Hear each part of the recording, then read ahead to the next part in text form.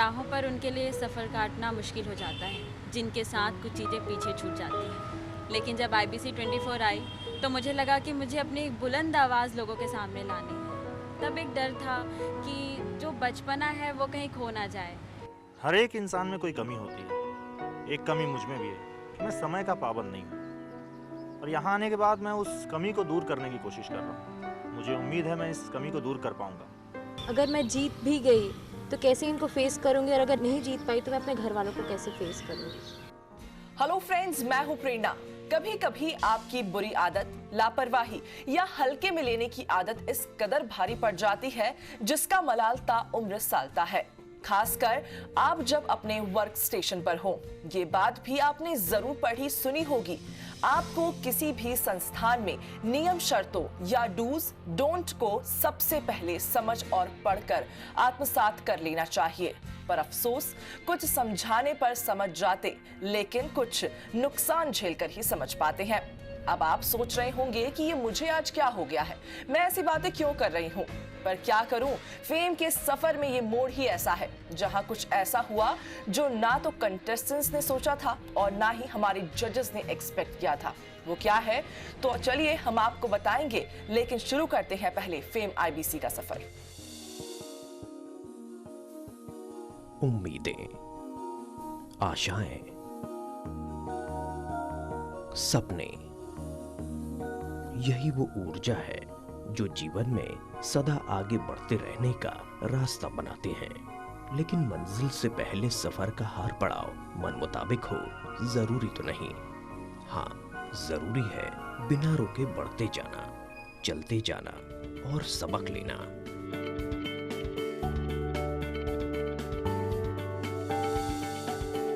हमारी टीम ने मध्य प्रदेश और छत्तीसगढ़ के सबसे दुर्गम और विकास धारा से तकरीबन कटे बस्तर से 3 प्रतिभागियों को चुनकर उन्हें मौका दिया कुछ बनने का, आगे बढ़ने का, खुद बस्तर की आवाज बनने का।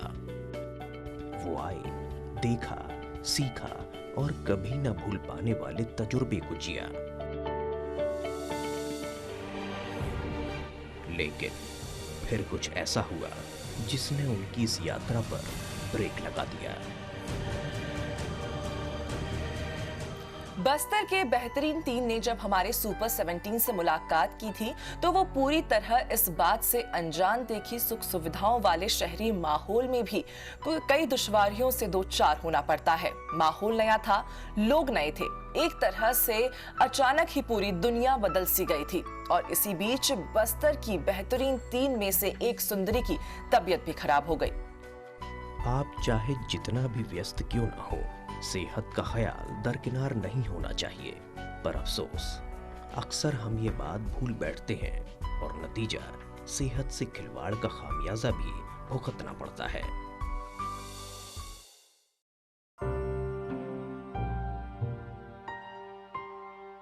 बस्तर के बेहतरीन टीम में से एक सुंदरी ने जोश और अपना लक्ष्य पाने के जुनून में इस कदर अभ्यास किया कि उनकी तबीयत बिगड़ गई और फिर संभल नहीं सकी। टीम IBC उन्हें डॉक्टर के पास ले गई, जहां से दवाइयों के साथ मिली बेड रेस्ट की नसीहत।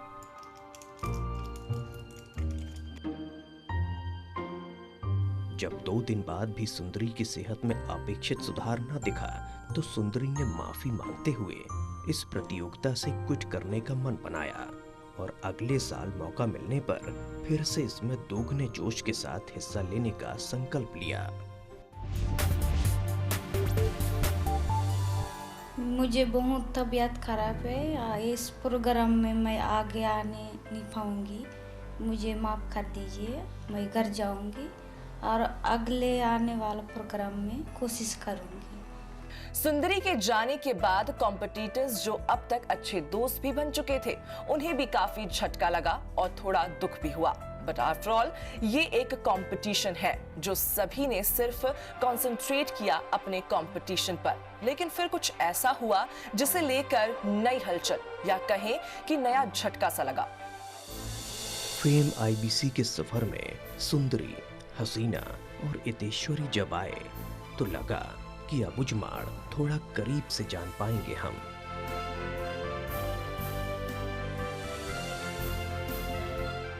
लगा खामोश बस्तर को खुद की आवाज सुनाएंगे हम।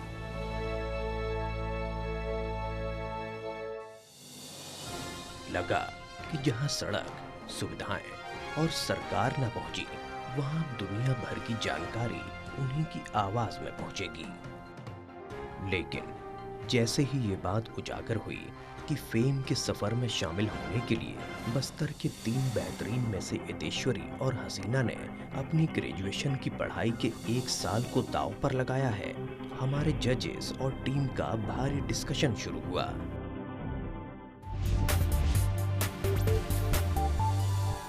हमारे लिए वो प्रतिभागी थे और बहुत सोच समझकर हमारी प्रतियोगिता का हिस्सा बने थे, लेकिन उससे भी ऊपर वो छात्राएं थीं और पूरा इतना लंबा समय उन्हें हमारे साथ बिताना था, जिससे 1 साल उनका पूरा दांव पर लग सकता था। जब पता चला कि उन लोगों के सामने कुछ एग्जामिनेशन का ऐसा नोटिस आया है कि उनको एग्ज़ाम अगर वो नहीं देंगे तो उनका साल ख़राब हो जाएगा, बड़ा गुस्सा आया।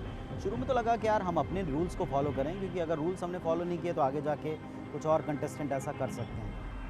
फिर ये भी सोचा कि बस्तर और ख़ास तौर से अबूझमाड़ जैसे इलाके से आए हैं, अगर वो एग्ज़ाम नहीं देते तो शायद हमारा कॉन्टेस्ट तो पूरा हो जाएगा, लेकिन उनका पूरा 1 साल ख़राब होगा और हो सकता था कि अगले साल वो पढ़ाई छोड़ देते, क्योंकि जिस इलाके में वो रहते हैं उसमें 12वीं तक या ग्रेजुएशन तक पहुंच पाना स्पेशली गर्ल्स के लिए, लड़कियों के लिए बड़ी चुनौती होती है। और जजेस के लंबे डिस्कशन के बाद आया एक टफ डिसीजन, जिसे मानते हुए एतेश्वरी और हसीना दोनों ने अपने भारी मन से अपने सपने को कभी ना छोड़ने और नई ऊर्जा के साथ फिर लौटने का संकल्प लेकर फेम आईबीसी के सफर को विदा किया। लेकिन अगर आपको लगता है कि ये शॉकिंग और टफ मोड़ है फेम का, तो फिर उसे क्या कहेंगे जो आगे हुआ? थोड़ा सा इंतजार कीजिए, मैं आपको बताऊंगी ब्रेक के बाद।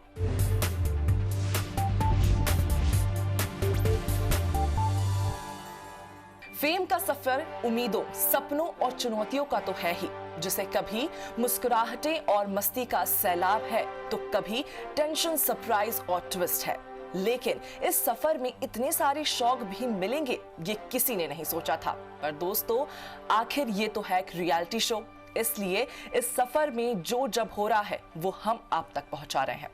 किसी भी काम में चुनौतियां तो आती ही हैं, लेकिन अगर मन में जज्बा और लक्ष्य पर नजर हो तो कोई भी कठिनाई आपको मंजिल से दूर नहीं कर सकती।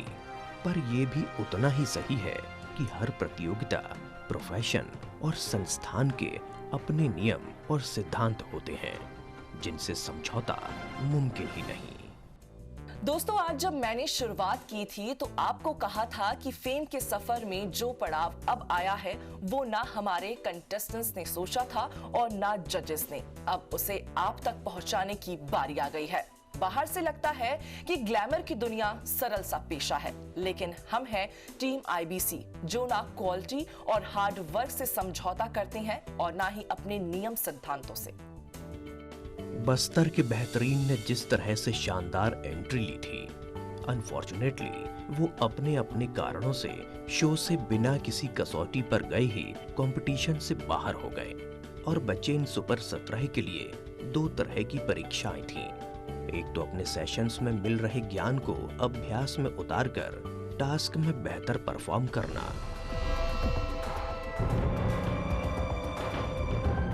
और दूसरा इस प्रतियोगिता के नियमों का कड़ाई से पालन करना, जिसमें सबसे अहम है डिसिप्लिन, अनुशासन और प्रोफेशनल एटीट्यूड। अच्छा, मनाई जाती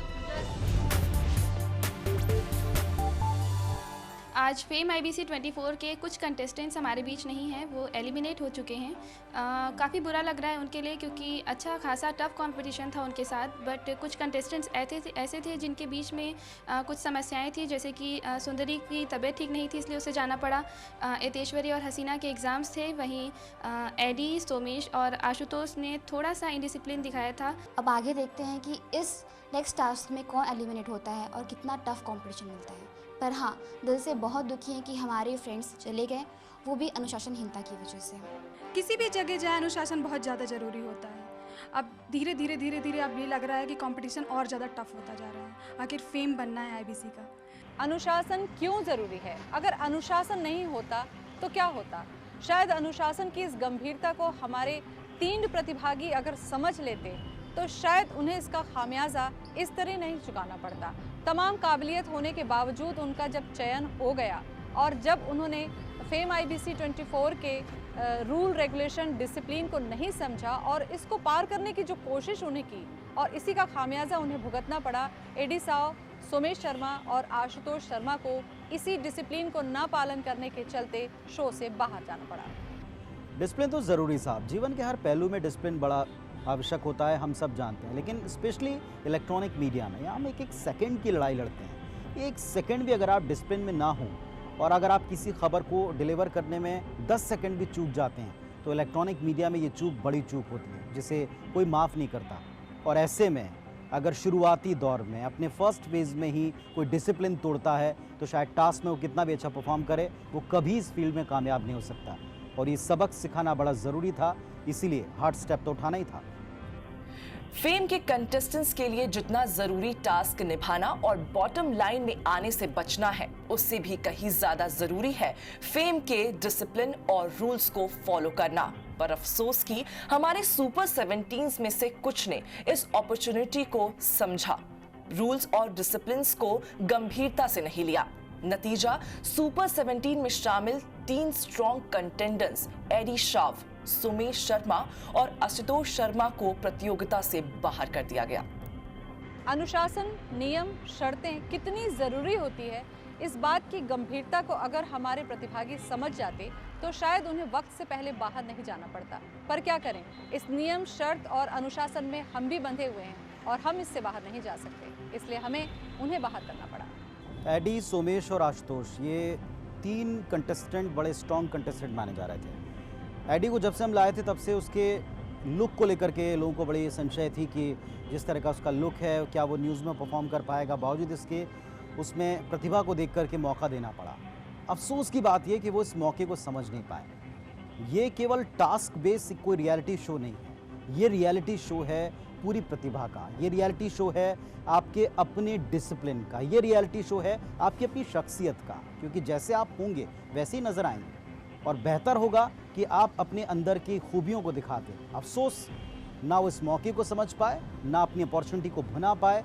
अगर वो किसी फेज़ में किसी टास्क को परफॉर्म करके उसमें चूक कर बाहर जाते तो इतना दुख नहीं होता। लेकिन दुख इसलिए ज़्यादा हो रहा है कि डिसिप्लिन के चलते और जिन हरकतों के चलते वो बाहर हुए हैं, वो जाहिर तौर पर हम सब के लिए बड़ा शौक था, लेकिन करना ज़रूरी था। वाकई ये एक बड़ा डिजास्टर था। यूं अचानक 3 प्रतिभागियों का डिसिप्लिनरी एक्शन के तहत एविक्शन होना। पर सच कहूं, जो जितना शौक कंटेस्टेंट्स के लिए था उतना ही झटका हमारी टीम के लिए भी। पर जैसा हमारे जजेस ने कहा, आफ्टर ऑल सभी को नियमों और अनुशासन में रहना भी प्रोफेशन का हिस्सा है।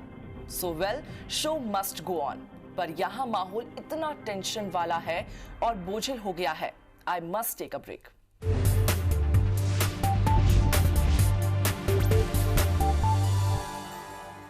फेम के इस पड़ाव पर इतना कुछ हो गया, सब टेंशन में हैं, सबका थोड़ा तनाव बढ़ गया। पर हर तस्वीर के 2 पहलू होते हैं और इस तस्वीर का ब्राइटर साइड ये है कि अब ये प्रतिभागी नियमों को तो लेकर ज्यादा संजीदा और much better professional attitude adopt करते नजर आ रहे हैं। वेल गाइस, थोड़ी देर के लिए हम ये भूल गए हैं कि कंपटीशन के पहले टास्क का रिजल्ट और एलिमिनेशन तो अभी बाकी है। फेम के प्रतियोगिताओं की टास्क के तौर पर पहली चुनौती थी स्क्रिप्ट, टाइपिंग और वॉइस ओवर। एक लंबे समय बाद एक मंच पर दिखे। लैपटॉप की हार्ड डिस्क में सिफारिश की एक्शन सीट में जिला पंचायत अध्यक्ष का चुनाव डायरेक्ट न होकर जिला पंचायत सदस्यों के वोट से होता है, जिसके लिए बाकायदा ट्रेनिंग, अभ्यास और टास्क परफॉर्मेंस हो चुका है।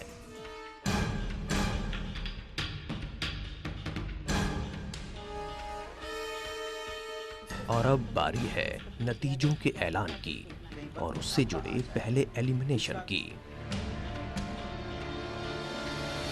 यहाँ जजेस बिजी हैं फेम कंटेस्टेंट्स की लिखी स्क्रिप्ट चेक करने में, साथ ही यहाँ उनके टाइपिंग स्किल को भी परखा जा रहा है। तो मैं समझ ही नहीं पा रहा हूँ कि मैं क्या पढ़ूं।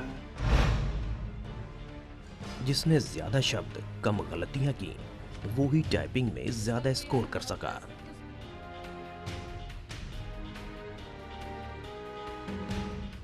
और अब हमारे जजेस ने शुरू की है प्रतियोगियों के वॉइस ओवर की स्क्रीनिंग, जहां वो कभी मुस्कुराए तो कभी तनाव में नजर आए तो कभी सिर पकड़ लिया। वैसे इतने कम वक्त में इन प्रतिभागियों को स्क्रिप्ट और वॉइस ओवर की बारीकियां सिखा पाना, अभ्यास करा पाना हमारे मेंटर के लिए भी चुनौती थी। तो जितने टास्क आप लोगों को अभी तक दिए गए थे, मुझे लगता है कि वो सभी आप लोगों ने पूरे कर लिए हैं, है ना? स्क्रिप्टिंग थी, वीओ था और हिंदी टाइपिंग, तीनों ही आप लोगों ने पूरी कर ली। और उसके नतीजे तो हम लोग आपको बताएंगे ही। साथ में ये भी मैं बता दूं कि आज स्क्रिप्टिंग में हम चर्चा करेंगे कि आप लोगों ने क्या कुछ लिखा है, क्योंकि वीओ भी हम लोगों ने सुन लिया है। तो उसके लिए तैयार हो जाइए, क्योंकि मुझे भी अच्छा नहीं लगेगा, लेकिन आज हमारे बीच में से दो जो हमारे साथी हैं उनमें से आज दो जाएंगे। स्क्रिप्टिंग की सबसे पहले बात कर लें पुनीत। ये जो चीज़ लिखी हुई है यही अगर आपको टीपी पर मिलेगी, आपकी ही लिखी स्क्रिप्ट इसी हालत में अगर आपको मिलेगी तो वो कैसी होगी और उसको आप कैसा परफॉर्म कर रहे हैं वो आपको खुद समझ में आ जाएगा। अब इस स्क्रिप्ट को आप खुद पढ़िए ताकि उसके बाद मैं बताऊं कि आपकी इसमें क्या गलती है। हर हर मोदी घर घर मोदी, ये नारा सिर्फ नारा नहीं है, इस नाम की कीमत करोड़ों में है। जी हाँ, दरअसल अमेरिकी राष्ट्रपति की भारत यात्रा के दौरान मोदी ने मोदी मोथी लिखा हुआ एक सूट पहना था, जिसे उन्होंने सूरत में लगी एक प्रदर्शनी में नीलाम कर दिया है। यह नीलामी 4 करोड़ 31 लाख में खत्म हुई। अब इन पैसों को गंगा सफाई में लगाया जाएगा। जो आपने जिस तरीके से शुरुआत की, हर हर मोदी घर घर मोदी, वो अच्छी है, लेकिन साथ में जिस तरीके का इंट्रो था, इंट्रो आपने जहाँ ड्रॉप किया, जहाँ से आपकी शुरुआत हुई, जो स्टोरी लाइन आपको मिली थी, उस स्टोरी लाइन का सबसे बेसिक थीम ये था कि इसकी जो निंदा हुई, उस निंदा के बाद में जो कीमत मिली, जिस अभियान में इसको लगाया जा रहा है, उसका एक समग्र विश्लेषण आपको एक स्क्रिप्ट में उतारने की कोशिश करनी थी। पी शिल्पा, ये आपकी स्क्रिप्ट है, इसको मैंने देखा, पढ़ा, समझने की कोशिश की है। अब मैं आपकी ज़ुबान से इसको सुनता हूँ कि आपने क्या लिखने का प्रयास किया है, क्या दर्शकों तक आप पहुँचा रहे हैं।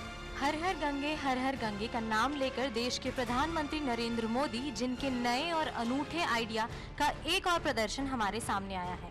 मोदी जी के इस अनूठे पहल से पूरे देश की नज़र उनके सूट पर भी पड़ गई है, जहां एक और इस बात पर सवाल उठ रहे थे कि क्या देश के प्रधानमंत्री को दी गई यह सूट नीलामी के लिए रखी गई आचार संहिता के खिलाफ नहीं है।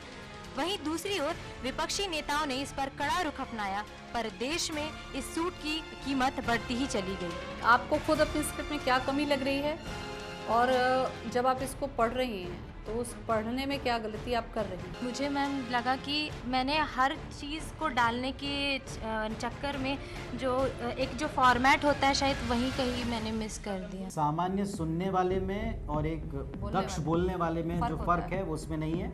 दूसरी बात है कि एक दर्शक के नाते अगर मैं इसको सुनूंगा तो मुझे निबंध नहीं चाहिए, मुझे उसमें एक व्यू, एक पॉजिटिव चीज़ या नेगेटिव चीज़ साफ तौर पर समझ में आनी चाहिए। और मुझे आपके व्यूज़ नहीं चाहिए, मुझे दर्शकों तक वो चीज़ जो कंटेंट है, खबर है, वो पहुंचाना चाहिए। और इसमें आप इस स्क्रिप्ट में कम से कम फेल हुई हैं, ऐसा मुझे लगता है। मुझे लगता है कि इसमें बहुत कुछ चीज़ें अच्छी आ सकती हैं। भारतीय सियासत का सबसे नामचीन चेहरा नरेंद्र दामोदर दास मोदी, जिनकी राजनीतिक गतिविधियां लोगों को भा रही है, साथ ही नए विचार भी भारत को आगे ले जाने में अहम भूमिका निभा रहे हैं। बात एक आम सूट की, जो कि एक खास व्यक्तित्व के पास जाकर बेहद खास हो गया और आज उसकी कीमत 4 करोड़ 31 लाख रुपए हो गई। आइए जानते हैं पूरी खबर। अब देखिए, स्क्रिप्ट के नाते मुझे इसमें शिकायतें थोड़ी सी कम हैं बनिस्बत जो हमने स्क्रिप्ट देखी, क्योंकि इसमें आपने कोई चीज़ निबंध की तरह से नहीं लिखी। दूसरी बात, एक फ्लो है, लेकिन साथ में वॉइस ओवर में मुझे इसमें बहुत दिक्कत है। वॉइस ओवर में जो आपका पहला लूप होल था, जो पहला आपका कमतर पॉइंट था, वो था आपकी स्पीड पर आपका नियंत्रण, आपका थ्रो, आपका प्रोजेक्शन, आपके मॉड्यूलेशन, वो कहाँ है? एक ही प्रवाह में बोलो, एक प्रवाह में आप इसको पढ़ गए। आप, मुझे ऐसा लगता है कि ये सुनाने के चक्कर में और आपका वॉइस ओवर भी उसी फेर में नज़र आता है कि आप बस इसे जल्दी से जल्दी पढ़ गए। यामिनी, पढ़िए ज़रा अपनी स्क्रिप्ट थोड़ा सा, क्योंकि बहुत रंग बिरंगी स्क्रिप्ट है। मुझे याद आ गया स्कूल के दिन।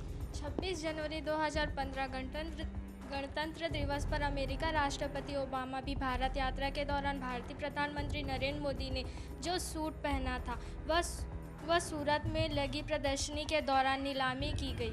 नीलामी के दौरान पता लगा कि यह जो सूट